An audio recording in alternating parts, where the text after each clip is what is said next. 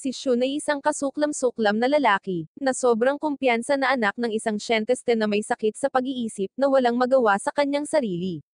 Ngunit natapos siya sa pag-teleport sa isang lihim na mundo sa ilalim ng lupa, kung saan natuklasan niya na ang kanyang ama ay isang assassin at hindi niya ito tunay na ama. Hindi na bumalik ang kanyang tunay na ama na bumili ng gatas. Nagsisimula ang lahat ng makilala natin si Shun, isang talunan na mahilig sa makintab na bato na tinatawag na mga kristal. Akala niya ay may ibang mundo sa loob nila. Excited na excited si Shun dahil birthday ng papa niya, at may plano siyang malaking surprise. Pero sabi ng nanay niya, baka abala ang tatay niya at baka malate pa siya, dahil mas talunan siya.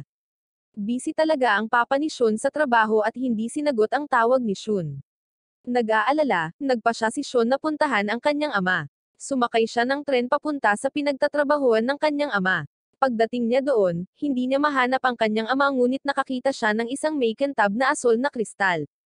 Habang tinitingnan niya ito, isang maliwanag na liwanag ang nagmumula sa kristal at nagpapakita ng kakaibang bagong mundo.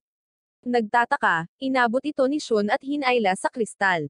Sa bagong mundong ito, may isang lalaking nagngangalang Emilio na sinusubukang tapusin ang kanyang stepdad, isang hari na nagngangalang Dezane. Nais ni Emilio na maghiganti para sa kanyang tunay na ama, na pinaslang ni Dezane, ngunit ang hari ay napakalakas at madaling natalo si Emilio. Galit si Dezane ngunit hindi niya pinaslang si Emilio, inikulong lang siya. Habang si Emilio ay nasa kulungan, isang maliwanag na liwanag ang nagpakita, at si Shun ay dumaan dito. Walang ideya si Shun kung ano ang nangyari at kung nasaan siya. Nagulat si Emilio nang makita si Shun at sinabihan itong magtago. Dumating ang mga gwardya at sinubukang hulihin si Shun, ngunit isang warp relic na isang espesyal na espada, ang lumabas sa kanyang katawan. Nilabanan niya ang mga gwardya, pinalaya si Emilio at sabay silang tumakas. Sa kanilang paglalakbay, nakasalubong nila ang isang nakakatakot na mandirigma na nagtatrabaho para sa hari. Kinalaban nila siya ngunit nauwi sa pagkahulog sa ilog. Akala nila wala na ang manlalaban, kaya nagtago sila sa mga imburnal. Sinabi ni Emilio kay Shun na nasa mundo sila na tinatawag na Endora. Paglabas nila sa imburnal, may nakita silang babae na naghihintay sa kanila. Tinawag niyang prinsipe si Emilio, na ikinagulat ni Shun. Paulit-ulit na tinatanong ni Shun si Emilio kung bakit siya tinawag ng dalaga na prinsipe, at kung bakit may magpapakulong sa isang prinsipe.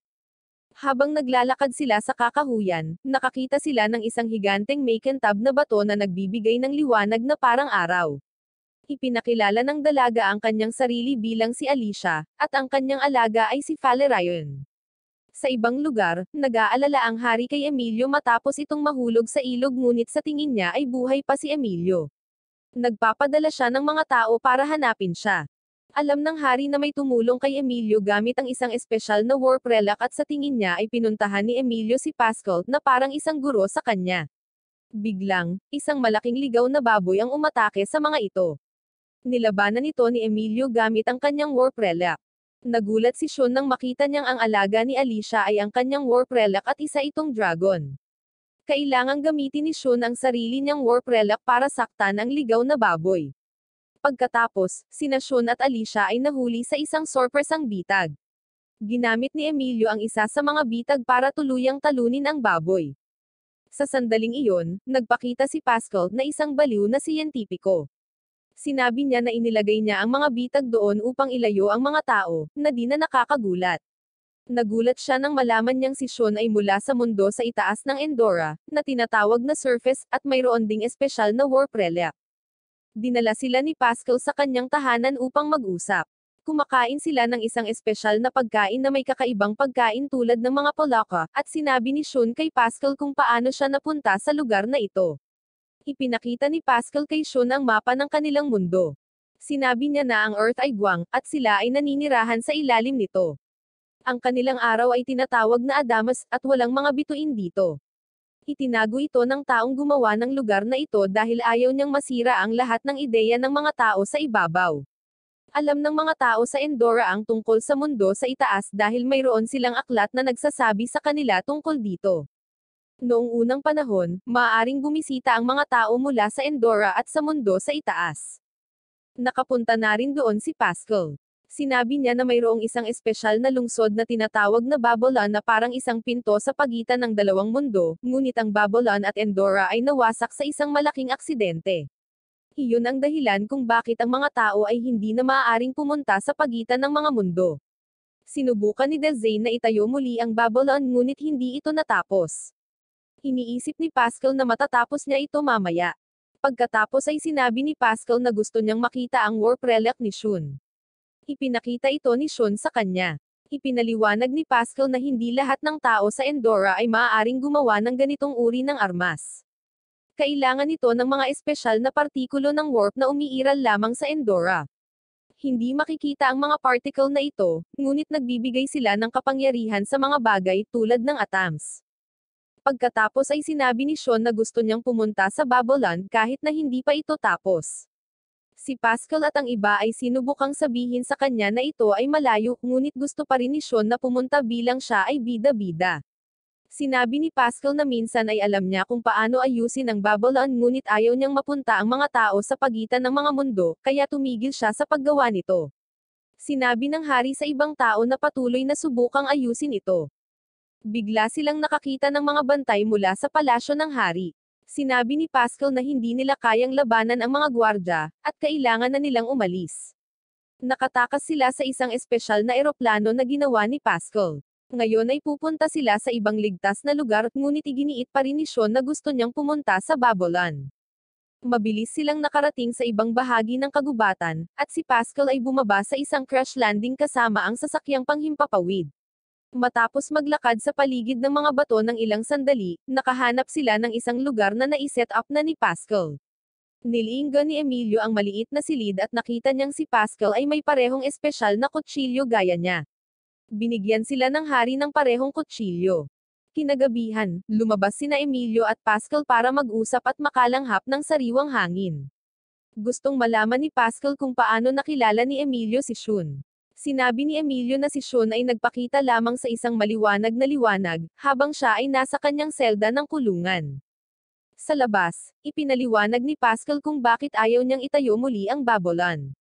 Nabasa na niya ang mga lumang libro na nagsasabing hindi nila dapat pakialaman ang mga tao sa ibabaw. Sa palagay niya ay maaaring magkaproblema ang Endora kung ang mga tao ay maaaring pumunta sa pagitan ng dalawang mundo. Mayroon din silang iba't ibang mga ideya tungkol sa mga tao sa ibabaw. Iniisip ni Pascal na ang dalawang mundo ay dapat manatiling magkahiwalay. Pinag-uusapan din nila kung paano pinalaki ng hari si Emilio. Tatay ni Emilio si Dezane, pero hindi tatay ang tingin ni Emilio sa kanya. Pagkatapos ay sinabi ni Pascal na gusto niyang ipadala si Shun pabalik sa ibabaw at pagkatapos ay ganap na wasakin ang Babylon. Alam niyang pupunta rin doon ang hari, kaya gusto niya munang makarating doon. Pagkatapos nito, sa isang flashback scene, makikita natin kung paano nagkakilala noon sina Pascal at Emilio. Matapos malaman ng batang si Emilio na pinaslang ng hari ang kanyang ama, nagbago siya at nagsimulang magsanay ng labanan sa lahat ng oras. Lumapit sa kanya si Pascal at sinabing siya ang magiging guro ni Emilio. Gusto ni Emilio si Pascal pagkatapos makita ang kanyang mga pagsubok at nagsimulang matuto mula sa kanya. Pagkatapos, nakakagulat na ipinatapon ng hari si Pascal mula sa kaharian.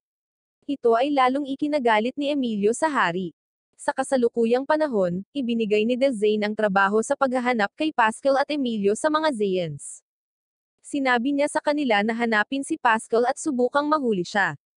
Pagkatapos nito, kailangan ni Pascal na lumabas ng kuweba upang makahanap ng isang bagay na mahalaga sa Royal Archive. Sinabihan niya ang tatlo na manatiling alerto habang wala siya. Pagkaalis din ni Alicia sa kuweba para magbanyo, si Emilio at Shun na lang ang natira. Sinabi ni Emilio kay Shun na gusto niya ang tulong ni Shun upang talunin si Dezane.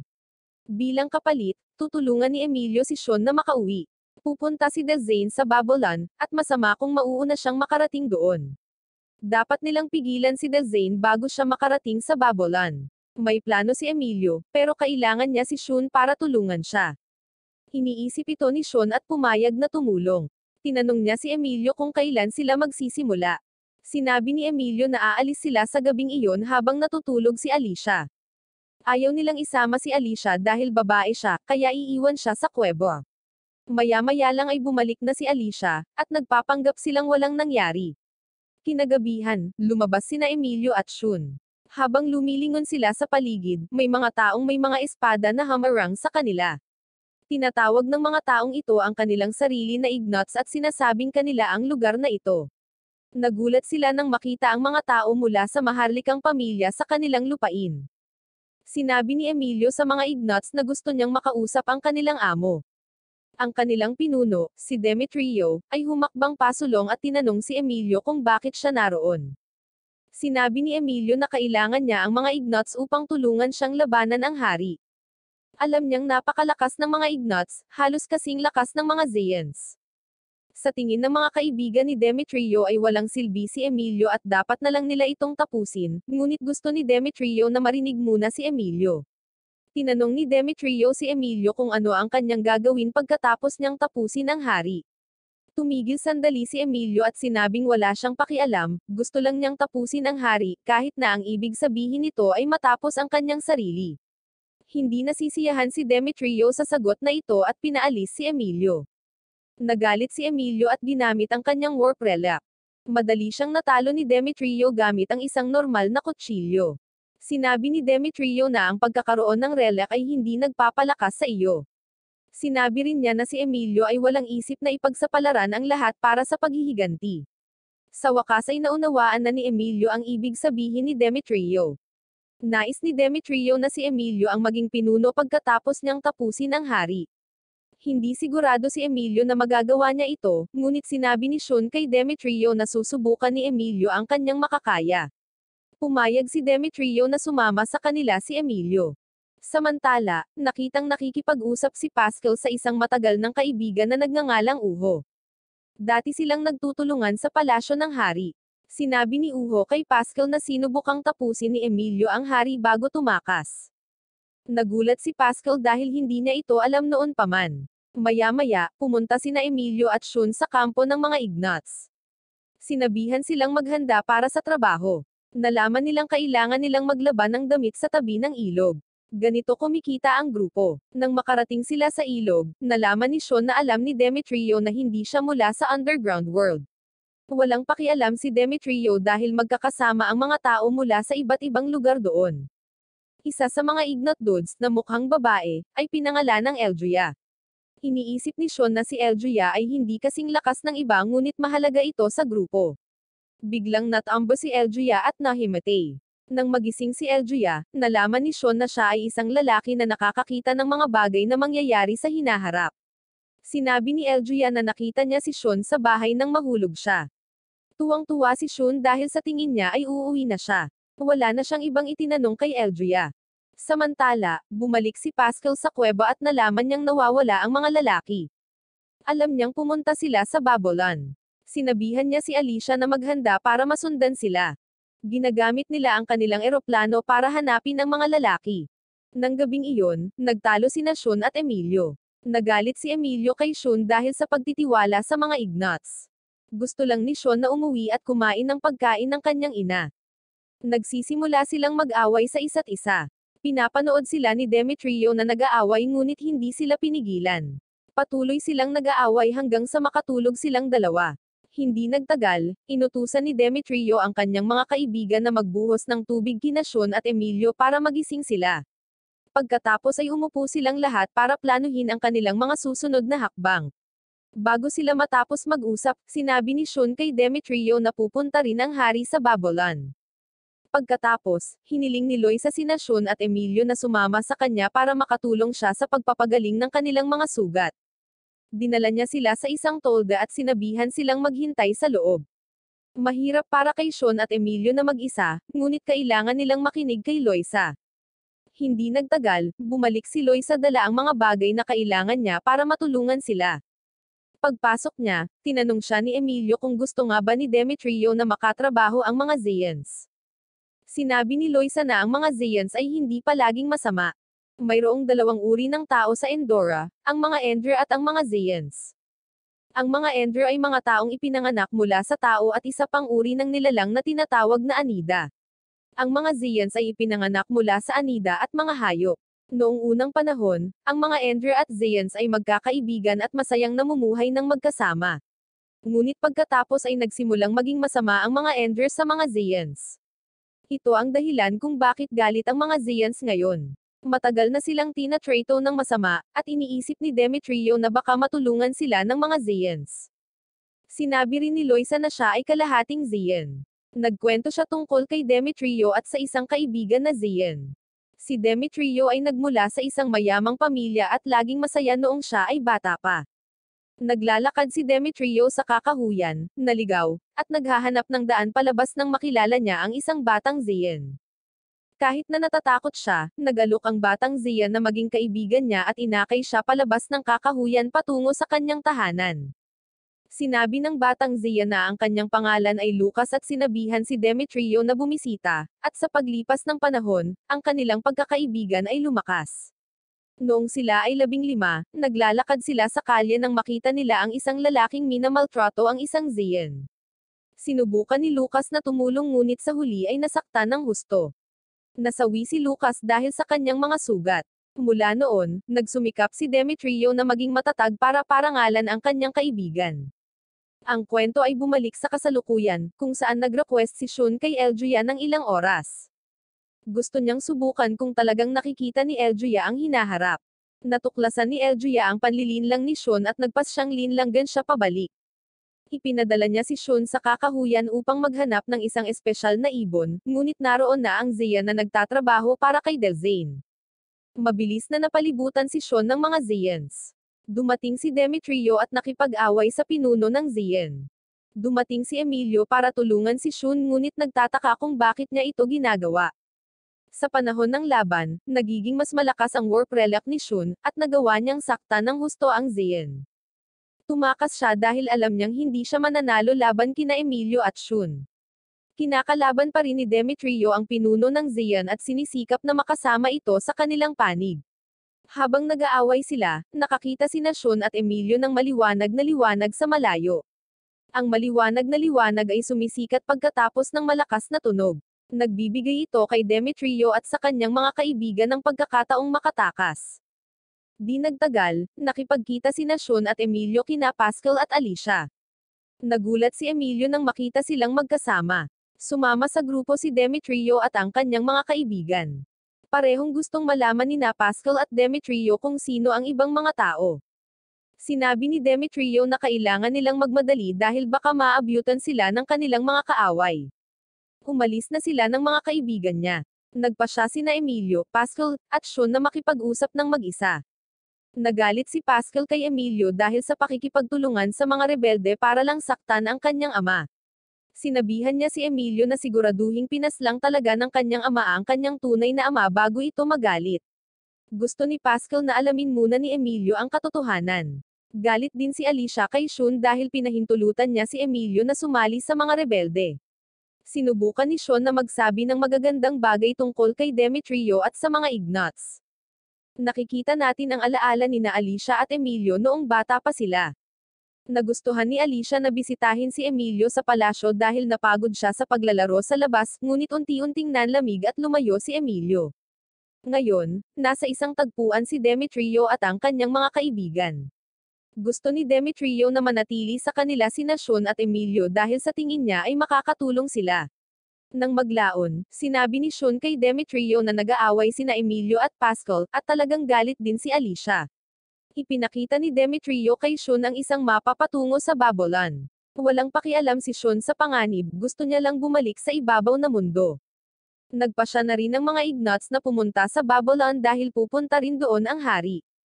Alam nila na ang hari ay magiging mas ligtas sa kastilyo, kaya sa Babylon ay ang kanilang pinakamahusay na pagkakataon upang pigilan siya. Nang maglaon, sumali sina Alicia at Pascal sa grupo. Mabilis na naging kaibigan ni Pascal ang lahat at ipinakita sa kanila ang maraming magagandang bagay na ginawa niya, tulad ng isang flamethrower.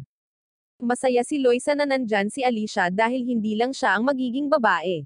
Maghahanda na sina Shun, Emilio, at Felix para sa kanilang paglalakbay. Nang tanungin ni Shun si Felix kung bakit gusto nilang talunin ang hari, sinabi ni Felix na hindi patas ang mga bagay, ang mga mayayaman ay namumuno sa mga mahihirap sa paligid, at ang mga mahihirap lang ang talagang nakakaintindi nito. Si Demetrio lang ang nagsisikap na pagandahin ang mga bagay-bagay, kaya gusto siya ni Felix na tulungan. Pagkatapos ay kinausap ni Demetrio si Pascal at tinanong kung ano ang binabalak ng hari. Sinabi ni Pascal na hindi niya alam kung ano ang iniisip ng hari. Hindi rin alam ni Emilio dahil hindi sinasabi ng hari kahit kanino ang kanyang mga plano. Kinabukasan, tinipon ni Demetrio ang lahat upang maghanda sa kanilang paglalakbay. Gustong-gusto na ni Sean na umuwi at gagawin ang lahat para maisakatuparan ito. Ang grupo sa wakas ay nakarating sa isang karagatan pagkatapos ng ilang paglalakbay, at si Sean ay talagang nasa sabik, ngunit sinabi ni Pascal sa kanila na ito ay talagang isang malaking kanal, at kailangan nilang tumawid para pumunta sa mga Zeans. Umaasa silang makakausap ang mga Zeans at matulungan sila. Sa ngayon, nasa malaking lungsod sila na tinatawag na Amedes na may malaking daungan. Nagpasya silang manatili sa isang hotel para sa gabi bago magpatuloy. Gusto ni Alicia na mamili at kumuha ng gamit kay Pascal. Pag-alis nila, nakita nila si Demetrio at ang kanyang mga kaibigan. Sinabihan ni Demetrio si Sean na itago na siya ay mula sa ibabaw. Gumagawa siya ng takip para sa shirt ni Sean at tinawag itong disguise. Sa palagay ni Sean ay isang magandang ideya ito, at lahat sila ay pumunta sa magkahiwalay na daan. Kapag bumibili sila ng mga bagay, si Sean ay mayroon lamang 500 yen, na hindi gumagana sa Endora. Binibigyan ni Alicia ng pera si Sean para mabili ang gusto niya. Habang tumitingin sila sa paligid, isang batang lalaki ang nagnakaw ng kutsilyo ni Emilio at tumakbo palayo. Nahuli siya ni Emilio ngunit nalaman niyang sinusubukan ng bata na alagaan ang kanyang mga kapatid. Binigyan sila ni Sean at Alicia ng pagkain. Sabi ni Alicia, okay lang na nagnakaw ang bata dahil mahirap ang buhay ng mga taong walang tulong. Si Sean ay naglalaro ng basketball kasama ang mga bata. Gusto ni Alicia kung gaano kasaya si Sean at iniisip niya kung lahat ng tao ay katulad niya. Sa kanilang pagbabalik, isang babae ang umatake sa kanila. Ginagamit niya ang kanyang warp relic para gumawa ng mga pagsabog at sinubukang saktan si Emilio. Paulit-ulit niyang sinasabi, tapusin ang prinsipe, na parang robot. Pagkatapos ay dumating sina Demetrio at Elgia upang tulungan sila. Nahuli ni Demetrio ang babae nang hindi siya sinasaktan. Sinabi ni Elgia na siya ay isang assassin. Ipinaliwanag niya na karamihan sa mga pumapaslang ay mga bata na kinuha noong bata pa sila, at ibinenta sa pinakamataas na bidder. Ang mga batang ito ay sinanay na pumaslang at walang nararamdaman. Ito ay kung paano sila pinapanatili ng mga tao sa ilalim ng kontrol, hindi sila titigil hanggang ang kanilang target ay masawi. Dito, si Emilio ang pakay ng babae, isang taong galit sa royal family. Sinabi ni Elgia na ang mga assassin ay laging nakasuot ng kwelyo. Nagpasya si Demetrio na tapusin ang lahat at binali ang kwelyo. Malaya na ang babae. Sinabihan siya ni Demetrio na kalimutan ang kanyang dating buhay at sumama sa kanila. Sinabi niya na maaari siyang gumawa ng pagbabago at hindi dapat sayangin ang kanyang pagkakataon.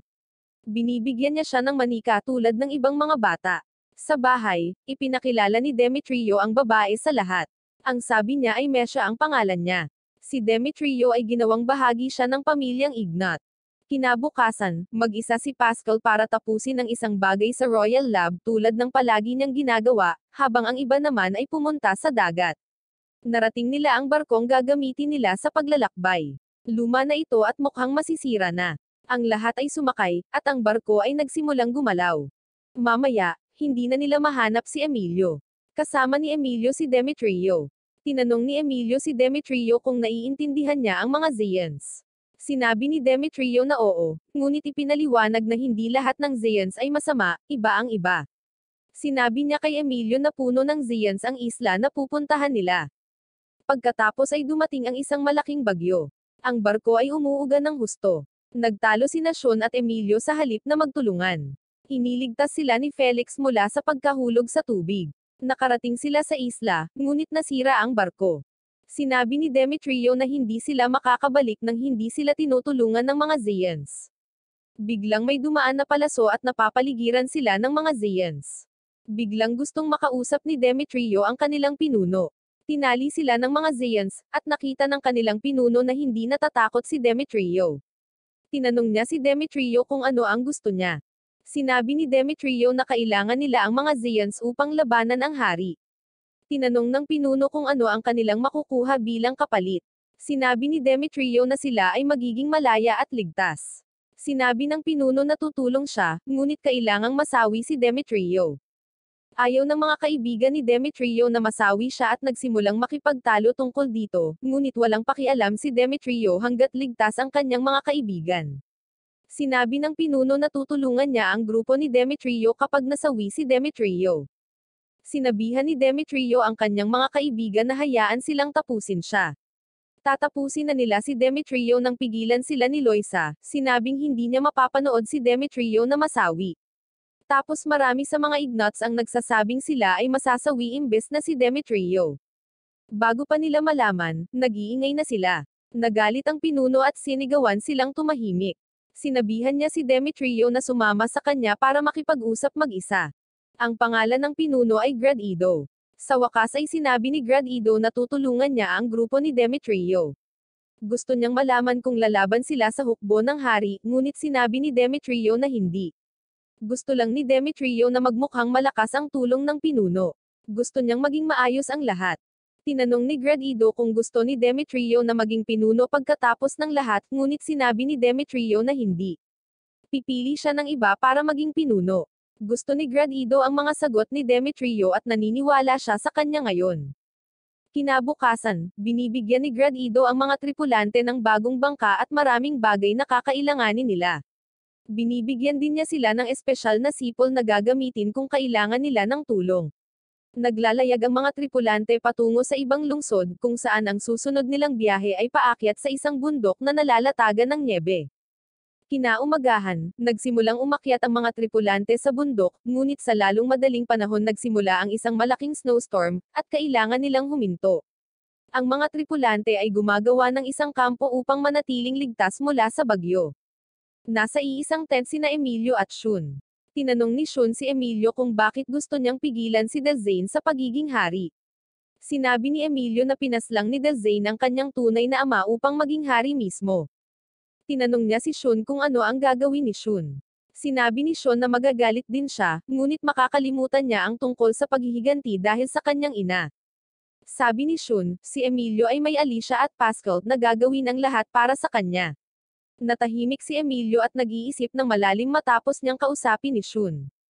Kinabukasan, patuloy na naglalakad ang mga tripulante sa landas na may nyebe. Nakikita nila ang malalaking bakas ng paa sa nyebe, at nagtataka si Shun kung kanino ang mga ito. Sinabi ni Demetrio na ang mga bakas ng paa ay mula sa isang dragon. Nagulat si Shun dahil hindi niya alam na nakatira ang mga dragon sa Endora. Pagkatapos, nawasak ang lupa sa ilalim ni Elgia, at nahulog siya sa isang kuweba. Si Demetrio at ang iba ay pumasok sa yungib upang hanapin si Elgia. Tinutulungan sila ni Valerian na mahanap si Elgia dahil mahahanap nito ang mga tao sa pamamagitan ng pagdama ng kanilang mga warp relics. Bigla silang nakakita ng napakalaking dragon na papalapit sa kanila. Iminungkahi ni Demetrio na tumakas, at nagsimula silang umalis sa yungib. Ngunit pagkatapos, nagpakita ang isa pang nakakatakot na dragon. Biglang nagbago si Valerian bilang isang malaking dragon para protektahan ang lahat. Nakikita ni na Alicia, Emilio, at Shun ang mga kakaibang bagay na nangyayari, parang nanaginip sila. Tumayo si Valerian sa harap ni Alicia at nagsalita, na talagang ikinagulat niya. Sinabi ni Valerian na siya talaga ang tatay ni Alicia. Sinabi niya sa kanya na dati siyang mangangaso ngunit huminto upang makasama ang ina ni Alicia. Ngunit pinaslang siya ng mga bandido, kaya umalis siya sa bahay para tugisin sila. Habang nakikipaglaban, ang kanyang warp relic ay nag-evolve at sinipsip siya sa loob mismo. Siya ay nakulong mula noon at para siyang buhay na dragon relic ngayon. Sinabi ni Valerian na lagi niyang kasama si Alicia at lagi siyang paprotektahan. Nagsimulang umiyak si Alicia. Pagkatapos, bumalik sa normal ang lahat. Ipinaliwanag ni Elgia na sinusubukan lamang ng mga dragon na panatilihing ligtas ang kanilang pamilya. Akala nila ang grupo ay masasamang tao na nananakit ng mga dragon. Malayo pa ang mararating ng grupo, kaya nag-alok ang mga mapagbigay na dragon na pasakayin sila. Dinadala sila ng mga dragon saglit at pagkatapos ay umalis upang bumalik sa kanilang tahanan. Magiging mahusay kung ang mga dragon ay maaaring dalhin sila hanggang sa Babylon, ngunit hindi nila magagawa dahil kailangan nilang malapit sa kanilang tahanan. Takot din sila sa mga mangangaso. Sa pagtingin sa mapa, nakita ng mga tripulante na mas malapit na sila ngayon sa Babylon kaysa dati. Biglang nahimatay si Eljuya, at natakot ang lahat. Paggising niya, sinabi niyang may nakita siyang kakaiba habang natutulog siya. Nakita niyang nawasak ang Endora. Sinabi niya sa kanila na nasa malaking problema ang Endora. Sa lugar ng hari, sinabi ng isang scientist sa hari na halos tapos na siya sa paggawa ng bubble. Habang nag-uusap sila, dumating ang mga Zeons na nagtatrabaho para kay Delzane. Ang mga Zeons na ito ay pinagmamasdan si Emilio at ang kanyang mga kaibigan. Sinabi nila sa hari na nagtatrabaho si Gradido kay Demetrio. Nakita ng hari ang nasaktang marka kay Alvido, isang Zeon na nakipaglaban kina Emilio at Shun. Nagalit ang hari dahil manunood lang dapat si Alvido, hindi lumaban. Sa ibang lugar, sa Royal Archive, tinitingnan ni Pascal ang mga lumang papel. Nalaman niyang inalis na ng hari ang halos lahat ng tungkol sa bubble. Parang may tinatagong napakasama ang hari. Gusto ni Pascal na matuto ng higit pa tungkol sa bubble bago ipadala si Shun pabalik sa ibabaw. Si Joseph ay isang sobrang nasasabik na rookie scientist na nakikipagtulungan kay Pascal. Sinabi niya na malalaman nila ang higit pa tungkol sa isang bagay na tinatawag na warp particles bukas. Nag-aalala si Pascal dahil ang mga particle na ito ay napakahalaga para sa Endora, at paunti-unti ang mga ito. Kung ang lahat ng mga particles ay nawala, ito ay talagang masama para sa kaharian. Kinabukasan, nagising si Shun at nalaman niyang may bisita si Demetrio na nagngangalang Rafi. Sinabi niya kay Demetrio na dumarami ang mga makapangyarihang tao sa kanilang panig. Sinabihan si Demetrio na tumawag sa kanila para humingi ng tulong kung kailangan niya ito. Pagkatapos noon, nagsimula na namang mag-away sina Emilio at Shun. Gusto pa ring tapusin ni Emilio ang kanyang ama, ngunit ayaw ni Shun na gawin niya iyon. Gusto ni Shun na kalimutan ni Emilio ang paghihiganti at tanggapin ang nangyari, pero ayaw makinig ni Emilio. Ikinwento ni Shun kay Emilio ang nangyari sa tatay ni Alicia. Maari siyang magalit ng tuluyan sa kakaibang lugar tulad ng tatay ni Alicia. Walang pakialam si Emilio at patuloy na nakikipagtalo. Nagalit talaga si Shun at tinamaan si Emilio sa mukha, ngunit hindi lumaban si Emilio. Sinisigawan ni Shun si Emilio, sinabing nagmamalasakit din siya sa mga problema ni Emilio. Nagalit si Shun at umalis. Bago siya pumunta, sinabi niyang lagi niyang iniisip ang mga problema ni Emilio. Bumalik sa lab, nalaman ni Pascal at Joseph kung ano ang nangyari sa mga warp particle. Nalaman nila na ang mga particle ay nagiging mas kaunti mula nang ang hari ay pumalit. Kailangang pumunta ni Pascal sa Babylon bago ang hari. Sinabi ni Joseph kay Pascal na gumawa siya ng isang espesyal na kotse na maaaring lumipad. Pareho silang sumakay sa kotse at lumipad patungong Babylon. Kasabay nito, ang aming mga tripulante sa wakas ay dumating sa Babylon, ngunit mukhang ang hari ay naruroon na at naghahanda upang buksan ang isang daan sa ibabaw. May 4 na pinto sa Babylon, ngunit isa lamang ang papunta sa Babel. Pinag-aralan ni Eljuya ang kanyang mapa upang mahanap ang tamang pinto. Sinabi niya sa grupo na ang pintong ito ay magdadala sa kanila ng diretso sa Babel, ngunit may problema, kailangan nilang umakyat sa isang napakataas na pader upang makarating sa kabilang panig. Nagmamadali silang umakyat. Muntik nang mahulog si Emilio, ngunit tinulungan siya ni Shun. Sa wakas, narating nila ang tuktok upang makahanap lamang ng isang maze. Nang malapit na silang pumasok sa maze, sinabi ni Demetrio kay Emilio na ayaw niyang tapusin ang hari. Sa halip, gusto niyang mapatalsik siya sa trono ng mapayapa. Tinanong niya si Emilio kung bakit niya gustong tapusin ang hari. Sinabi ni Emilio na pinaslang ng hari ang kanyang ama. Sinabi ni Demetrio na gusto rin niyang maghayganti ngunit nagbago ang kanyang isip. Sa tingin niya, hindi ito mapipigilan ng pakikipaglaban. Hiniling niya kay Emilio na hintayin ang kanyang utos bago saktan ang hari. Biglang, nakita nila ang truculent na mga Zeons na nagtatrabaho para kay Delzane, sa harap nila at napagtanto na sila ay nasa problema. Nagpakilala ang pinuno ng truculent bilang si Gyro at sinabing may problema siya kay Demetrio. Ang iba sa mga masasamang tao ay lumalaban sa mga kaibigan ni Demetrio. Gustong kalabanan ni Alvido si Emilio at Shun ng husto dahil nasaktan siya noon. Habang naglalaban ang lahat, nanalo si Felix sa laban niya. Si Gyro ay natatalo kay Demetrio, kaya mabilis itong tumakbo at nagtago. Nakita ni Emilio ang pagkakataong ito at tumakas sa tarangkahan ng Babel. Sinubukan siyang sundan ni Shun at Alicia. Pinigilan ni Eljuya si Alvido na sundan sila. Pagkatapos ay pinigilan ni Loisa ang spell ni Eljuya para pakawalan si Alvido. Nagulat si Eljuya at gustong malaman kung bakit. Lumalabas na si Loisa pala ay nakikipagtulungan sa Truculent. Sinabi niya na siya ay tinatrato ng masama dahil ang kanyang ama ay taga Zeans at ang kanyang ina ay mula sa Endora, at matagal na siyang galit. Sumali siya sa grupo ni Demetrio para maging ligtas, ngunit tinutulungan talaga niya si Gyro. Sinubukan niyang saktan si Eljuya, ngunit dumating si Demetrio. Alam ni Demetrio na traidor si Loisa ngunit maingat siya kapag nilalabanan niya ito. Sinusubukan pa rin ni Sean at Alicia na mahuli si Emilio para pigilan itong saktan ang kanyang ama. Pagkatapos nito, sa wakas ay nahanap na ni Emilio si Delzane, na naghihintay ng kanyang daan patungo sa ibabaw. Inilabas ni Emilio ang kanyang warp relic at sinabing handa na siyang tapusin ang lahat. Tinanong ng hari si Emilio kung ano ang kanyang gagawin pagkatapos niya itong tapusin. Sabi ng hari, kailangan ng Endora ng pinuno, kaya dapat may plano si Emilio. Sa parehong oras, kinakalaban pa rin ni Loisa si Demetrio. Nilalabanan din nina Felix at Mesha si Alvido. Habang nag-aaway sina Loisa at Demetrio, gustong tumulong ni Eljuya ngunit pinigilan siya ni Demetrio. Gusto niyang makausap si Loisa mag-isa. Sinabi ni Demetrio kay Loisa na niloloko niya ang sarili niya. Narinig niyang sinabi nitong sumama siya sa kanila para sa pera dahil sa kanyang pamilya, ngunit sigurado si Demetrio na nagmamalasakit si Loisa sa grupo.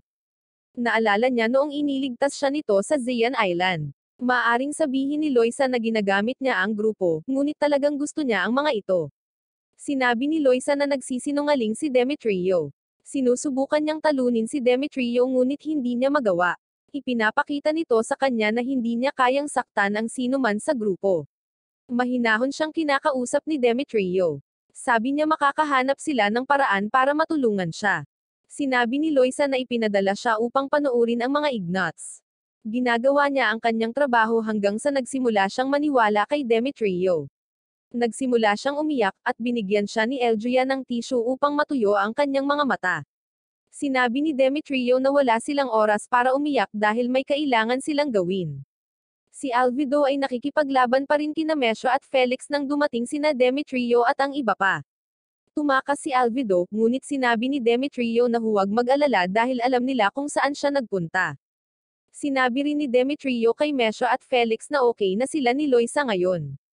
Pinag-uusapan nila ang mga bagay-bagay at nilulutas ang kanilang mga problema. Si Emilio ay abala sa pakikipaglaban sa kanyang ama nang pumasok sina Sean at Alicia. Sinabi ni Emilio na pinaslang ng hari ang kanyang tunay na ama at pinaalis si Pascal sa palasyo. Natigil sa pakikipaglaban si Emilio nang marinig niya sina Sean at Alicia. Magsisimula na ulit siya, pero pinigilan siya ni Sean. Sinabi ni Sean sa hari na sabihin kay Emilio ang gusto niyang malaman. Sinabi niya na maaaring wakasan ng hari ang galit ni Emilio sa pamamagitan ng pagsasabi ng totoo. Biglang sumulpat si Alvido at inatake si Emilio. Sinabihan siya ng hari na huminto, ngunit hindi siya nakinig. Alam ng hari na tatapusin ni Alvido ang kanyang anak, kaya kailangan niyang gawin ang isang bagay. Sinubukan niyang iligtas ang kanyang anak ngunit inatake siya ng warp relic ni Alvido. Bumagsak ang hari, at sumigaw si Emilio. Ginagamit ni Alvido ang pagkakataong makatakas. Nagpaalam siya sa mga ito at pumunta sa maliwanag na kumukonekta sa ibabaw. Si Emilio at ang iba ay nanunood habang kinukuha siya ng liwanag. Lumingon si Sean at nakitang hawak ni Emilio ang kanyang ama. Sabay ding pumasok sina Pascal at Joseph. Bago masawi ang hari, sinabi niya kay Emilio na ipinagmamalaki niya ito dahil naging malakas siya. Pumasok din si Demetrio at ang iba pa sa silid. Tahimik ang lahat habang humihinga ng huling hininga si Delzane, at napagtanto ni Emilio na hindi siya ganap na tama sa lahat ng oras na ito. Iba ang pakiramdam ng lahat ng tao sa kwarto sa nangyari. Nais ni Pascal na bumalik sa Royal Laboratory upang isulat ang kanilang impormasyon at mga natuklasan. Sinabi ni Joseph kay Pascal na mayroon silang problema, wala silang sapat na gasolina para lumipad pa uwi. Ginamit nila ang lahat ng gasolina ng eroplano para makarating sa Babylon, at hindi naisip na kailanganin nila ng gasolina para makabalik. Nag-aalala si Pascal dahil hindi niya maintindihan kung ano ang nangyayari, at talagang gustong malaman kung bakit lumiit ang mga warp particle mula nang pumalit si Delzane. Nais ni Pascal na makausap niya ang hari ng mas maaga upang tanungin siya kung ano ang nangyari. Nakita ni Sean si Emilio na nakaupo mag-isa, mukhang malungkot. Sinubukan ni Sean na i-comfort si Emilio at binigyan siya ng mansanas. Sinabi ni Emilio kay Sean na ikinalulungkot niya dahil hindi niya tinupad ang kanyang pangako.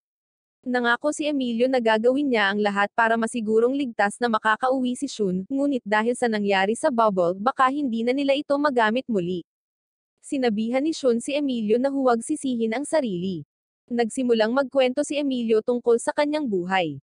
Ang sabi niya noon pa man ay gusto niyang makaganti, at iyon lang ang naisip niya. Gusto niyang tapusin si Delzane. Ngayong nasawi na ang hari, hindi pa rin siya nakakaramdam ng saya. Iniisip niya kung ito ba ang nararamdaman niya dahil hindi niya mismo pinaslang si Delzane. Sa ngayon, iniisip niyang mali siya. Pilit niyang inaalala kung ano ang hitsura ng kanyang tunay na ama, ngunit tanging mukha lang ni Delzane ang nakikita niya. Nagtataka ito kung si Delzane ba talaga ang pumaslang sa kanyang ama. Wala siyang pruweba, mga bagay lang na narinig niya at para siyang balisa. Matagal na itong sinasabi sa kanya nina Pascal at Alicia, ngunit masyado siyang balisa para makinig. Iniisip ni Sean na si Emilio ay napakawalang isip at nagsasabi ng masasakit na mga bagay. Noon pa man ay nagkukunwaring si Emilio ay hindi niya gusto or may pakialam sa kanya, ngunit ang totoo ay lagi niyang tinutulungan si Sean noong siya ay may problema. Kahit sinigawan siya ni Sean na umalis ay hindi umalis si Emilio. Maaring sabihin nila na hindi nila gusto ang isa't isa, ngunit lagi nilang tinutulungan ang isa't isa. Gusto ni Emilio na matuto ng higit patungkol sa ibabaw. Sinabi ni Sean na hindi ito gaanong naiiba sa kinaroroonan nila ngayon. May away at digmaan din doon. Naguguluhan si Emilio kung bakit gustong-gusto ni Delzane na pumunta doon. Sabi ni Sean, baka may ibang paraan para makarating doon nang hindi gumagamit ng bubble. Ayaw niyang sumuko na bumalik sa kanyang tahanan. Ang hari ay nasawi na, at ang Royal Guards ay bumalik sa lungsod.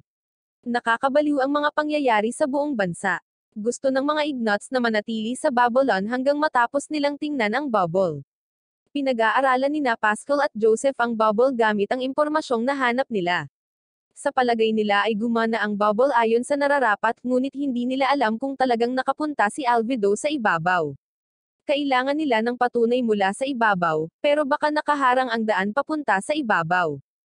Samantala, kausap ni Emilio si Demetrio. Nais malaman ni Emilio kung ano ang gagawin ng mga Ignots ngayong wala na ang hari.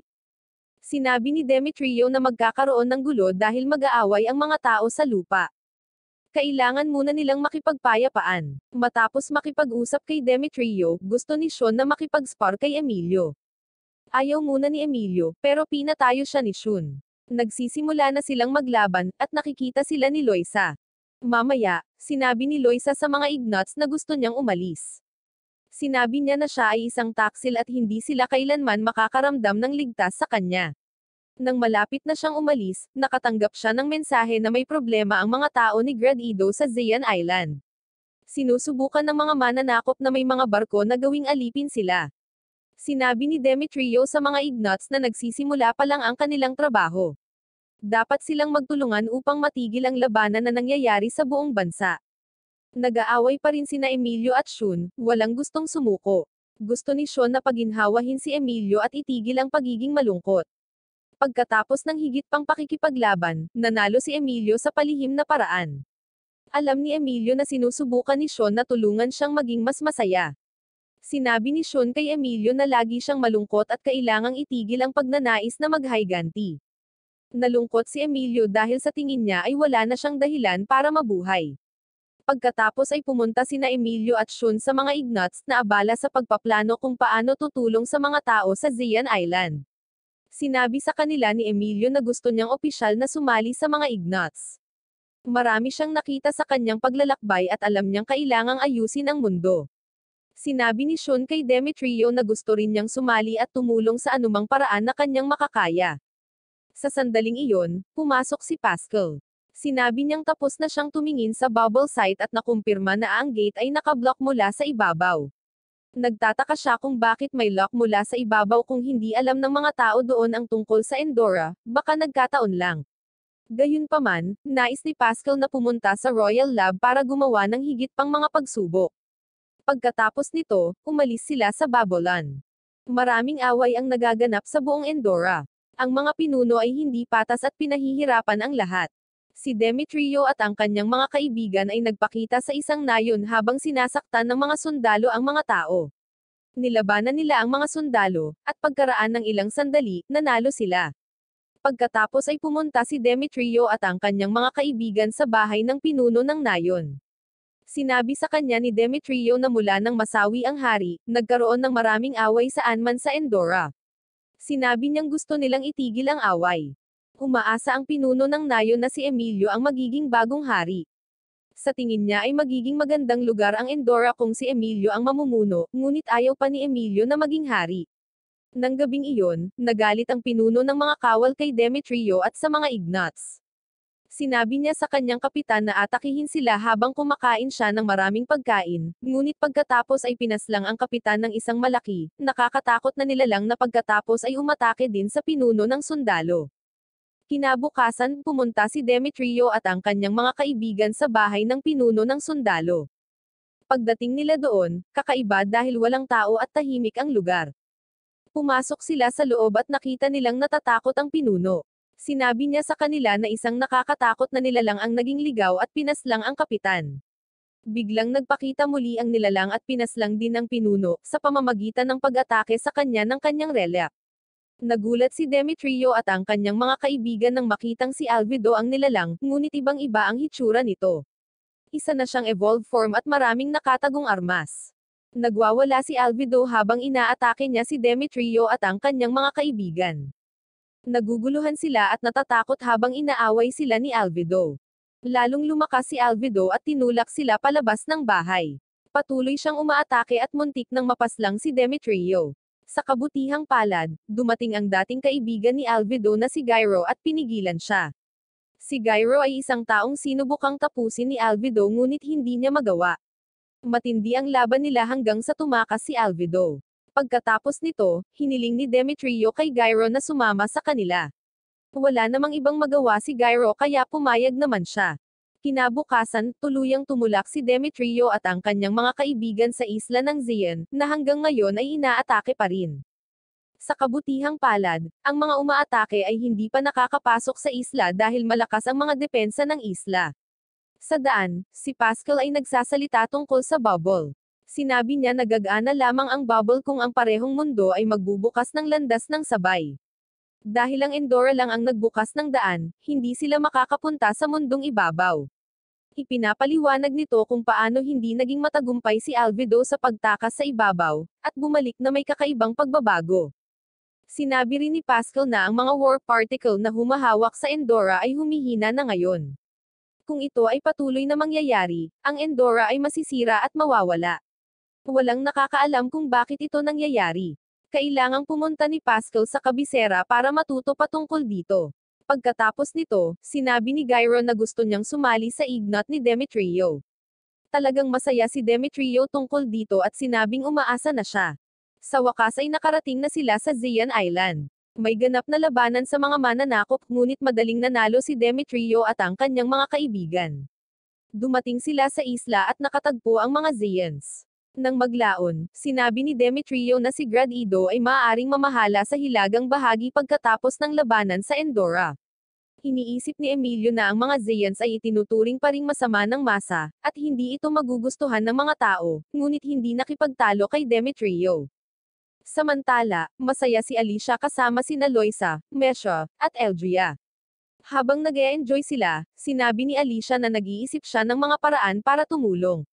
Mapaglarong sinabihan siya ni Loisa na pakasalan si Emilio. Halatang halata na may gusto si Alicia kay Emilio. Sinusubukan niyang sabihin na hindi ito totoo ngunit sa huli ay inamin niya na mayroon siyang nararamdaman para sa kanya. Nangako si Alicia na sasabihin kay Emilio ang kanyang nararamdaman, ngunit umaasa siyang gusto rin siya nito. Kinagabihan, kinausap ni Emilio si Pascal tungkol sa kanyang ama, ang orihinal na hari. Ipinaliwanag ni Pascal na noong ang kanyang ama ay hari, ang kanyang kapatid na si Delzane ang namamahala sa Hilaga. Sa oras na iyon, nasa paligid pa rin ang bubble. Si Delzane, na namuno sa Hilaga, ay madalas na pumupunta sa bubble. Iniisip ni Pascal na nagsimulang maging interesado si Delzane sa bubble. Kinabukasan, ang grupo ay naglakbay sakay ng bangka pabalik sa kabisera upang itigil ang labanan sa buong Endora. Nang makarating sila sa lungsod at pumasok sa loob ng palasyo, napakatahimik. Kaunti lang ang mga sundalo at manggagawa doon. Isang sundalo na nagngangalang Aaron Shaki ang nagsabi kay Emilio kung ano ang nangyayari. Lumalabas na kalahati ng mga sundalo ang sumama sa hari sa Babylon at hindi na bumalik. Tila naging magnanakaw sila at tumakas matapos marinig na pinaslang ang hari. Umalis na rin ang karamihan sa mga sundalo sa palasyo dahil walang pinuno ngayon ang Endora. Nakalulungkot, ayaw ni Aaron Shaki at ng iba pang maharlikang sundalo na manatili si Demetrio sa palasyo. Sinabi sa kanila ni Emilio na si Demetrio at ang kanyang mga kaibigan ay mabubuting tao, ngunit ang lahat ay hindi pa rin sigurado, at patuloy silang nagtatalo. Sa ibang lugar, pumasok sina Pascal at Joseph sa Royal Laboratory. Nagulat sila nang makitang walang mga siyentipiko doon at sila lang ang magtatrabaho. Biglang sumama sa kanila si Rudy, na dating kasamahan ni Pascal. Si Rudy ay tila senior back ni Pascal noong nagtrabaho siya ng full-time para kay Delzane. Habang nangyayari ito, mag-isang naglalakad si Emilio sa paligid ng palasyo at nakatayo sa harap ng lumang upuan ng hari. Nakita siya ni Demetrio at tinanong kung bakit siya mukhang malungkot. Sinabi ni Emilio na nag-aalala siya kung sino ang susunod na mamumuno at kailangan ng mga tao ng bagong pinuno. Sinabihan siya ni Demetrio na huwag mag-alala at sinabing dapat niyang malaman kung paano naging pinuno niya ang kanyang ama at si Delzane. Nangako siyang tutulungan si Emilio na matutong maging isang mabuting hari. Sa labas ng palasyo, may kakaibang nararamdaman sina Gradido at Loisa sa malapit na kakahuyan. Sa lab, nalaman ni Pascal at Joseph mula kay Rudy na maaaring nasa panganib ang palasyo. Sinasabi niya na ang mga nakakatakot na nilalang ay nagtitipon sa kakahuyan malapit sa palasyo. Natakot ang mga sundalo nang marinig nila ang tungkol sa mga halimaw, ngunit pinapaginhawa sila ni Aaron Shaki. Nagulat ang lahat nang makita nila ang mga Zeons at mga Ignots na darating para tumulong. Sinabihan ni Emilio si Aaron Shaki na huwag magugulat dahil noon pa sila magkasamang nakikipaglaban. Ayaw ni Aaron Shaki na sumali si Emilio sa labanan, ngunit sinabi ni Shun kay Aaron Shaki na huwag mag-alala dahil ligtas si Emilio. Alam ni Shun na kayang alagaan ni Emilio ang kanyang sarili. Sa kanila napagtanto na ang mga nakakatakot na nilalang ay ang mga nakalaban nila noon kasama si Alvido. Malinaw na si Alvido ang nasa likod ng ataking ito. Sina Shun at Emilio ay sumama sa iba pang mga manlalaban sa kagubatan upang labanan ang mga halimaw. Nahanap ni Alvido sina Emilio at Shun at gusto pa rin silang tapusin pareho. Ginagamit ni Alvido ang mga halimaw upang magtago habang inaatake niya sina Emilio at Shun. Dumating si Gyro upang tulungan sina Emilio at Shun. Napakaraming halimaw, at nagkakaproblema sina Emilio at Shun, ngunit pagkatapos ay dumating ang mga sundalo upang tumulong at talagang nasasabik silang labanan ang mga halimaw. Tumulong si Demetrio mula sa likuran sa pamamagitan ng pag-atake kay Alvido gamit ang isang kutsilyo, na nagbigay ng pagkakataon kay Shun na saktan si Alvido gamit ang kanyang espada. Alam ni Alvido na matatalo siya at tumakas. Masaya ang mga sundalo dahil nailigtas nila ang lungsod sa kastilyo mula sa mga halimaw. Ipinatong ng mga sundalo si Emilio sa kanilang mga balikat upang ipakita kung gaano sila kasaya na natalo niya ang kalaban. Nakikita siya ng mga kaibigan ni Emilio bilang isang bayani para sa lahat sa bansa. Kinaumagahan, sinabi ni Gyro kina Emilio at Demetrio na gusto niyang hanapin si Alvido. Nag-aalala sila na baka mag-isa lang siya at nasa panganib dahil nakakagawa na si Alvido ng mga halimaw. Sinabi ni Loisa na sasama siya kay Gyro para tulungan siya. Naisip ni Demetrio na kahit kasama si Loisa ay baka magkaproblema pa rin si Gyro, kaya pinakiusapan din niya sina Felix at Mesha na sumama sa kanila.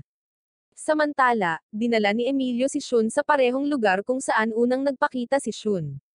Iniisip ni Emilio na maaaring ito ang paraan para makauwi si Shun. Sinabing malapit nang matapos ang Endora, kaya kailangan nang umalis ni Shun bago pa mahuli ang lahat.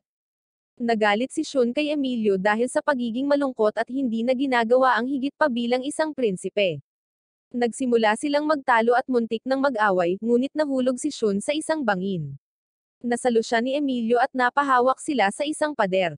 Nakahanap sila ng hagdan at bumaba. Nagulat sila nang makita ang isang preso sa ibaba. Ang bilanggo, si Far Amos, ay isang Zeon at sinabing inilagay siya ni Haring Alzam doon. Si Far Amos ang dating pinuno ng Truculent, isang grupo na nagpo-protekta sa hari, ngunit pagkatapos ay nagalit ang hari at ikinulong siya. Gustong malaman ni Emilio ang higit patungkol sa hari, kaya sinabi sa kanya ni Far Amos na si Alzem ay isang mabuting hari na nagustuhan ng lahat, ngunit may nagbago sa kanya. Sinabi sa kanila ni Far Amos na matagal na ang nakalipas, natagpuan nila ang isang taong nahimatay malapit sa kastilyo at iiwan na sana siya doon, ngunit nang makita nilang buhay pa siya mula sa ibabaw, dinala nila siya sa loob upang tulungan siyang gumaling. Talagang nagustuhan ng hari ang lalaking ito, na mabilis na gumaling. Ang lalaki ay maaaring magpabalik-balik sa pagitan ng kastilyo at sa ibabaw, at dinalhan ng hari ng mga cool na bagay. Sinabi niya na siya ay isang siyentipiko, at iyon ang dahilan kung bakit siya ay madaling maglakbay. Nais malaman ng hari ang lahat ng nalalaman ng lalaki tungkol sa labas ng mundo, kahit na sinabi ni Dazane na ito ay isang masamang ideya. Pinakinggan ng hari ang lalaking nagsasalita tungkol sa mga kamanghamanghang bagay mula sa labas. Hiniling ng lalaki sa hari na ihalo ang mga warp particle mula sa kastilyo sa mga bagay mula sa ibabaw, at sinabi ng hari na okay. Nais ng lalaki na kunin ang ilan sa mga warp particle ng kastilyo sa ibabaw. Sinubukan ni Dazane na balaan ng hari na mahalaga ang mga ito para sa kastilyo, ngunit hindi nakinig ang hari. Hindi nagustuhan ni Far Amos ang nangyayari at nakipagtalo sa lalaki. Nilinlang ng lalaki ang lahat na isipin na sinusubukan siyang saktan ni Far Amos, kaya ikinulong ng hari si Far Amos sa madilim na lugar na ito. Mula noon ay naroon na si Far Amos. Ngayon, narinig ni Far Amos ang tungkol kay Sean na mula sa labas ng mundo. Nagalit siya at ginamit ang kanyang warp relic at inatake si Sean. Ang sariling relic ni Sean ay lumabas upang labanan si Far Amos. Nang magtama ang dalawa, napuno ng maliwanag na ilaw ang lugar, at biglang, natagpuan ni Sean at Emilio ang kanilang mga sarili sa ibabaw. Tuwang-tuwa si Sean na bumalik sa ibabaw at sumigaw sa tuwa, at talagang nagulat si Emilio nang makitang nandoon sila. Pumunta silang dalawa sa bahay ni Sean. Binuksan ng kanyang ina ang pinto at nagulat siya nang makita siya. Umiiyak siya at niyakap siya ng mahigpit dahil namiss niya ito ng sobra. Sinabi ni Sean sa kanyang ina ang tungkol kay Emilio. Sinabi niya na mayroong ibang mundo sa ilalim ng lupa kung saan nakatira si Emilio. Alam ni Sean na maaaring hindi isipin ng kanyang ina na ito ay totoo, ngunit gusto pa rin niyang sabihin ito, sinabing patunay si Emilio. Pumasok sila sa loob para mag-usap. Sinabi sa kanya ng kanyang ina na naniniwala siya sa kanya. May mga kwento tungkol sa mga lihim na paraan upang pumunta sa ilalim ng lupa sa buong mundo. Ang ilang mga tao ay hindi nag-iisip na ito ay totoo, ngunit ang mga magulang ni Sean ay naniniwala. Ang kanyang ama ay madalas na nag-aaral sa ilalim ng lupa. Kaya naman lagi siyang nasa trabaho at hindi masyadong umuuwi. Sinabi ni Sean na pupuntahan niya ang kanyang ama bukas upang sorpresahin siya. Kinabukasan, pumunta sina Sean at Emilio sa lugar ng trabaho ng tatay ni Sean. Hindi nagtagal, dumating na ang magkaibigan sa Asanaga Building. Masaya ang tatay ni Sean na makita siya at sinabing natutuwa siyang ligtas si Sean. Pagkatapos ay ipinakilala ni Sean si Emilio sa kanyang ama. Sinabi ng tatay ni Sean kay Sean na ang isang espesyal na kristal na natagpuan ng kanyang ina ay matagal nang nagdala sa kanya sa Endora. Ang kristal na ito ay maaaring ilipat ang mga tao sa pagitan ng dalawang mundo. Sinabi ng tatay ni Sean na pag-aaralan pa niya ang kristal, ngunit kakaiba ang pakiramdam ni Emilio sa tatay ni Sean. Masama ang kutob niya sa kanya. Habang papaalis sila, may naalala si Emilio noong bata pa siya. Nakita niyang sinabihan ni Dazane ang kanyang ama na huwag magtiwala sa ama ni Sean, si Asanaga. Sinabi ni Emilio kay Sean ang naalala niya, pagkatapos ay tumakbo siya pabalik sa gusali na sinusundan siya ni Sean. Muling pumunta si Emilio sa opisina ni Asanaga at sinabing naaalala niya ang lahat. Naguguluhan si Sean. Sinabi ni Emilio na kinuha ni Asanaga ang anak ni Dazane at sinubukan itong tulungan ni Alzem, ngunit bago matapos si Emilio, pinaputukan siya ni Asanaga. Sinabihan ni Asanaga si Sean na huwag kumilos at ibinunyag na hindi siya ang tunay na ama ni Sean. Si Emilio lang pala ang tinamaan ng bala at hindi ito gaanong nasaktan. Nalaman ni Emilio na pinaslang ni Asanaga si Alzem. Sinabi ni Asanaga na ginamit niya ang parehong baril upang atakihin si Alzem noong nakaraan.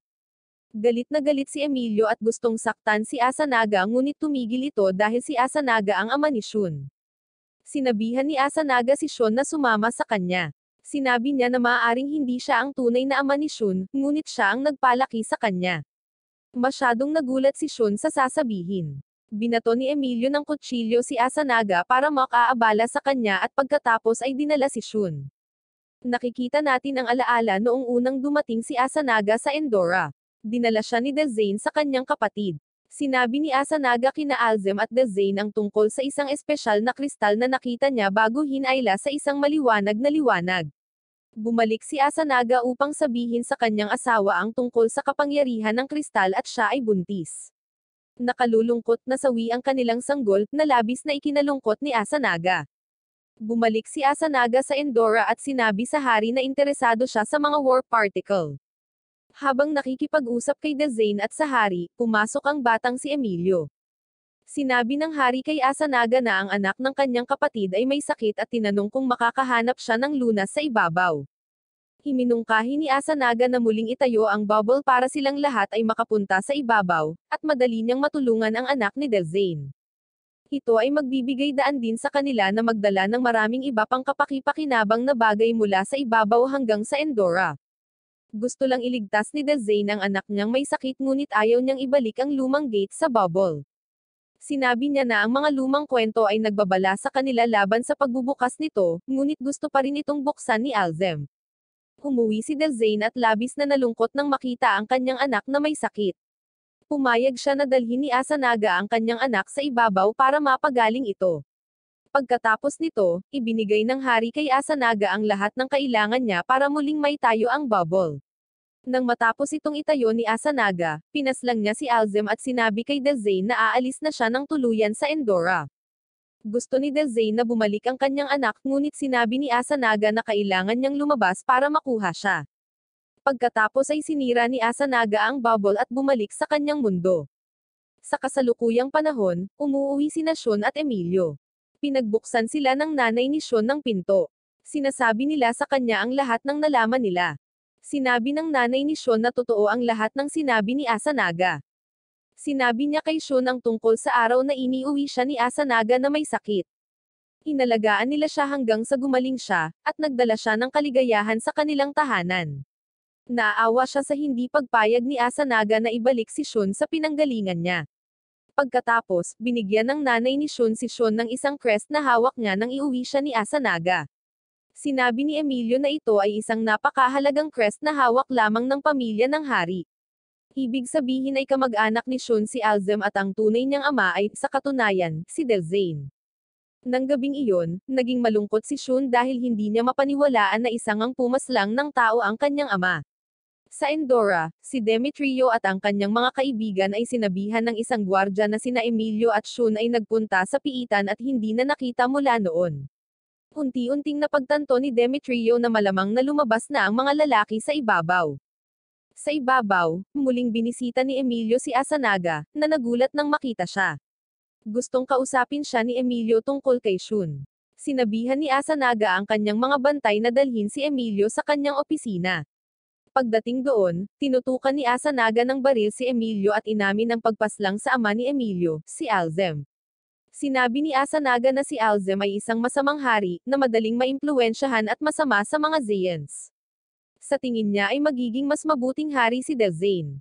Tinanong ni Emilio kung mahal ni Asanaga si Shun, at sinabi ni Asanaga na oo, kahit na hindi niya tunay na anak si Shun. Sinabi ni Asanaga na ginagawa niya ang lahat para kay Shun at sa kanyang pamilya, at hindi niya sasaktan si Emilio maliban na lang kung haad lang siya. Umuwi si Emilio at sinabi kay Shun na kakakausap lang niya sa kanyang ama. Pinayuhan niya si Shun na makipag-usap kay Asanaga at alamin kung bakit siya nagkakaganito. Nagpasalamat si Shun kay Emilio at pumayag na makipag-usap sa kanyang ama.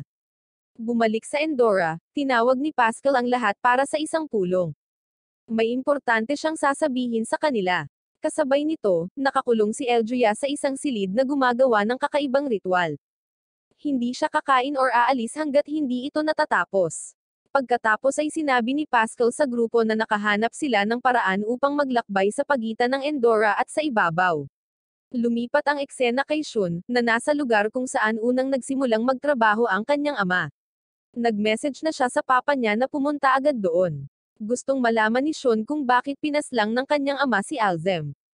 Maya-maya ay dumating si Asanaga at pagkatapos ay naglabas ng isang makintab na bato sa kanyang katawan. Sinabi niya na ang bato ay nagpapahintulot sa kanya na maglakbay sa pagitan ng mundong ito at ng Endora. Ang bato ay tinatawag na Parent Blue. Kasabay nito, sinasabi ni Pascal sa mga tripulante ang tungkol sa Parent Blue sa Endora. Ganito unang nakarating si Shun sa Endora. May Parent Blue talaga sa loob ng katawan ni Shun. Kung mayroon man ito, maaari silang magpabalik-balik sa pagitan ng dalawang mundo kung kailan nila gusto.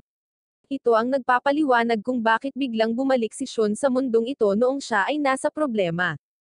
Sinabi ng tatay ni Shun na kinuha ni Shun ang kapangyarihan ng Parent Blue nang hawakan niya ang nasa opisina niya. Gusto niyang gumamit ng mga warp particle para gumanda ang buhay sa ibabaw, ngunit sinabi niyang malapit nang mawala ang Endora dahil mauubos na ang mga particle doon. Kapag nangyari iyon, matatapos na ang Endora. Nagulat si Shun nang sabihin ng tatay niya na siya ang nagpapawala ng mga particle. Hindi iniisip ni Shun na dapat sirain ng kanyang ama ang Endora para maabot ang kanyang mga layunin. Nagalit ang kanyang ama at tinutukan ng baril si Shun. Handa siyang saktan ang sinumang pipigil sa kanya. Sinubukan ni Emilio na tumulong, ngunit pinabagsak siya ni Asanaga. Magpapaputok na ang tatay ni Shun nang gamitin ni Shun ang Parent Blue at nawala ulit kasama si Emilio. Muli silang napunta sa Endora, kung saan sina Loisa, Felix, Gyro, at Mesho ay nakikipag head-to-head combat kay Alvido. Hindi nagtagal, sina Emilio at Shun ay sumama sa iba sa kanilang pakikipaglaban kay Alvido. Tatapusin na sana ni Alvido si Gyro, ngunit pinigilan siya ni na Emilio at Shun sa pamamagitan ng pagputol ng kanyang braso. Pagkatapos ay nag-mutate si Alvido at naging isang malaking, nakakatakot na halimaw na gawa sa Alcaitran. Ang higanteng halimaw na ito ay lubhang mapanganib para kay Shun at sa iba pa. Sinubukan ni Mesha na labanan si Alvido, ngunit nasaktan siya ng husto ng halimaw. Pinoprotektahan ni Felix si Mesha ngunit nasaktan sa proseso. Sinubukan muli ni Mesha na labanan ang halimaw, ngunit iniligtas siya ni Loisa. Hindi nila kayang talunin si Alvido, kaya sinabi ni Emilio na umalis muna sila sa ngayon. Sa kanyang meditation room, si Elgia ay talagang nagsisikap na kumonekta sa Endora. Bigla siyang natamba, at dumating si Demetrio. Sinabi ni Elgia kay Demetrio na narinig niya ang boses ng Endora, ngunit pagkatapos ay nahimatay siya dahil sa sobrang pagod. Sinabi ni Pascal kay Demetrio na nagbahagi lang ng mahalagang impormasyon si Elgia. Sinabi ni Elgia na ang mga warp particle ay nagtitipon sa isang lugar. Nangangahulugan ito na mayroong isang makina na kumukuha ng mga particle na ito, at ito ay nasa gitna ng karagatan. Pagkatapos ay nagsalita si Demetrio tungkol sa isang lugar na tinatawag na Turog. Sinasabi ng mga tao na ito ay ang mga guho ng isang luma, kamanghamanghang lungsod. Para itong isang mahiwagang lugar na napakahirap hanapin. Marahil ay nasa gitna ng karagatan ang Turog kung nasaan ang makina, ngunit hindi naniniwala ang ilan sa grupo na talagang nag-e-exist ang lugar na ito. Maya-maya lang, pumasok sina Shun at Emilio sa kwarto. Sigurado si Shun na may ganoong device. Inaalagaan sina Loisa at Felix dahil nasaktan sila. Gustong malaman ni Alicia kung saan nanggaling sina Shun at Emilio. Sinabi sa kanya ni Shun na pumunta sila sa ibabaw. Sinabi niya kay Pascal at sa iba pa na mayroong ilang aparato na nag-aalis ng mga warp particle mula sa Turog. Gusto niyang hanapin nila ito para makasigurado. Pagkatapos ay sinabi ni Shun ang isang bagay na nakakagulat, ang kanyang ama, si Asanaga, ang naghahatid ng mga warp particle. Lahat ay namangha, at hindi rin sila makapaniwala na si Delzane ang tunay na ama ni Shun. Maya-maya pa ay naghanda na sina Shun, Emilio, at Pascal para pumunta sa Turog. Hiniling ni Alicia kay Valerian na maging malaki para mapalipad niya sila doon. Habang sila ay pupunta, nakita nila si Alvido na papunta sa kastilyo. Mas malaki pa siya kaysa dati. Nang lumipad si Valerian, hinawakan ni Alvido si Valerian gamit ang mahahabang braso. Nahulog si Pascal sa halimaw. Sinabihan ni Pascal sina Shun at Emilio na magpatuloy nang wala siya. Gumamit siya ng bomba para pakawalan ni Alvido si Valerian para makalipad siya. Kinuha din ni Pascal ang pagsabog. Labis na nalungkot si Emilio dahil malamang nawalan siya ng isa pang kaibigan. Sinabihan ni Demetrio sina Rafi at Joseph na hanapin si Pascal habang ang iba ay nakikipaglaban kay Alvido. Sa tingin niya ay maaaring buhay pa si Pascal. May malakas na bomba si Demetrio na si Pascal mismo ang gumawa. Sinabing makakatulong ito laban kay Alvido. Sinabihan ni Shun si Emilio na huwag mag-alala kay Pascal dahil siya ay matigas. Hindi nagtagal, nakita na ni Shun at Emilio ang turog. Hinahanap ni Joseph si Pascal dahil gusto pa niyang matuto mula sa kanya at hindi niya kayang mawala ito. Ayaw niyang masawi si Pascal. Narating ni na Emilio at Shun ang turog. Sinabihan nila si Valerian na lumipad pa ng mas mataas. Napakataas ng gusali, abot hanggang ulap. Nakarating sila sa tuktok na nasa mga ulap. May nakita silang malaking kristal.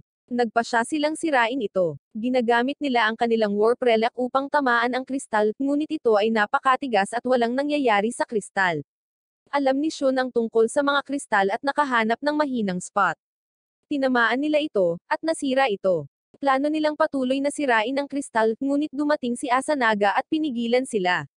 Sinabi ni Asanaga kay Shun na hindi niya maaaring hayaang sirain ni Shun ang kanyang espesyal na imbensyon. Kasabay nito, ang mga Ignots ay nahihirapan pa rin kay Alvido. Sinabihan ni Demetrio ang ilan sa kanyang mga tao na panatilihing abala si Alvido habang gumagamit sila ng bomba para pasabogan ang ulo nito. Sinimulan na nila ang kanilang plano. Ilalagay ni Gyro ang bomba sa lugar habang ang iba ay patuloy na gumagambala kay Alvido. Nagagawang gawing abala ni Demetrio at ng iba pa si Alvido para talagang mapalapit dito si Gyro. Hinaampas niya ng espada ang ulo ni Alvido at ihahagis na sana niya ang bomba, ngunit nilamon siya ng buo ni Alvido. Sinubukan niyang lumaban mula sa loob ni Alvido, ngunit mabilis na ginamit ang bomba, pinaslang ang sarili at pinasabog ang ulo ni Alvido at natapos agad ang halimaw. Bumalik sa turog, tinawag ni Asanaga ang kanyang warp relic. Ang sandata ay parang isang malaking octopus na may matutulis na mga punto. Sinabi ni Asanaga na ginamit niya ang bahagi ng particles para gawin itong espesyal na warp relic.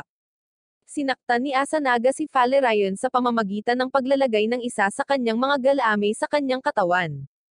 Sina Emilio at Shun ay nagagalit at lumaban ng magkasama kay Asanaga, ngunit si Asanaga ay masyadong malakas at madali silang itinulak pabalik. Tinatawanan ni Asanaga si Emilio, at sinabing dapat ay tinapos na niya ito noong una siyang pumunta sa kanya. Nagalit si Emilio, at nag-evolve ang kanyang warp relic. Nakipag-away si Emilio kay Asanaga saglit at nabali pa ang isa sa mga espesyal na galame ni Asanaga. Nagalit si Asanaga at pinatumba si Emilio. Tatapusin na niya ito nang pigilan siya ni Shun. Nagbabago din ang warp relic ni Shun, at nasira din niya ang isa sa mga galame ni Asanaga. 3 na lang ang natitira kay Asanaga. Bumalik sa kakahuyan, sa wakas ay natagpuan ni na Joseph at Rafi si Pascal na buhay ngunit na-stuck. Pinipigilan siya ng parachute na mahulog. Pagbalik kina Emilio at Shun, napatumba silang dalawa ni Asanaga. Lumapit siya kay Shun at sinubukang kausapin ito ng maayos. Sinabi niyang naging malakas siya dahil kina Makiko at Shun, at ngayon alam na ng lahat kung sino siya. Sinabi sa kanya ni Shun na hindi matutuwa si Makiko na makita siyang ganito. Nagalit na naman si Asanaga at hinawakan si Shun gamit ang dalawa niyang galame. Gusto niyang tapusin si Shun gamit ang huli, ngunit hindi niya magawa dahil naaalala niya ang lahat ng magagandang pagkakataon na mayroon sila. Sa sandaling iyon, muling nag-evolve ang warp relic ni Emilio, at inatake niya si Asanaga. Bumangon si Valerian at tinulungang lumakas ang atake ni Emilio, at inatake niya ang katawan ni Asanaga at huminto kaagad ang gusali na gumana. Bumagsak si Asanaga sa lupa. Sumigaw si Shun sa sakit ngunit alam niyang ito ang tamang gawin. Nagpapasalamat siya kay Emilio sa pagligtas sa kanya. Pagkatapos, ang buong gusali ng turog ay nagsimulang masira. Ang mga lalaki ay malapit ng mahulog at masawi, ngunit iniligtas sila ni Valerian. Kapag bumalik sila sa kastilyo mamaya sa araw na iyon, natutuwa ang lahat na makita sila. Nagpapasalamat si Demetrio kina Shun at Emilio sa pagtulong sa kanila. Sinabi ni Emilio na maraming itinuro sa kanya ang mga Ignots tungkol sa kung ano ang tama at mali, at naging mabuting kaibigan sila sa kanya. Pagkatapos nito, magsisimula ang pagdiriwang sa maraming pagkain at inumin. Ikinwento ni Demetrio sa lahat kung gaano kalaki ang naitulong at sakripisyo ni Shun at Emilio. Pagkatapos nito, inanunsyo ni Demetrio na magtutulungan sina Rafi at Gradido para kontrolin at bantayan ang buong Northern Region. Binibigyan ni Demetrio ng trabaho ang lahat. Si Emilio at Shun ang bahala sa mga lupain sa timog, na si Demetrio mismo ang nangunguna sa kanila. Lumabas si Shun sa terrace para makalanghap ng sariwang hangin, kaya sinundan siya ni Emilio. Sinabi ni Shun kay Emilio na gusto niyang manirahan sa Endora, ngunit kailangan niyang bumalik upang makasama ang kanyang ina. Mag-isa lang ang ina niya, at hindi niya ito maiiwan. Sinabi ni Shun kay Emilio na kailangan niyang umalis, at humiling sa kanya na humingi ng tawad sa lahat dahil bigla siyang nawala, dahil hindi siya magaling sa palem. Nagpaalam si Shun sa kanyang pinsan na si Emilio na may mabigat na puso, at nagsimulang tumugtog ang kantang See You Again sa background. Kinamayan niya si Emilio sa huling pagkakataon at ginamit ang parent glue para makauwi. Pagdating niya sa ibabaw, nabasag ang parent glue. Sinabi ni Shun na maaaring hindi na siya makabalik ngunit lagi niyang maaalala ang Endora.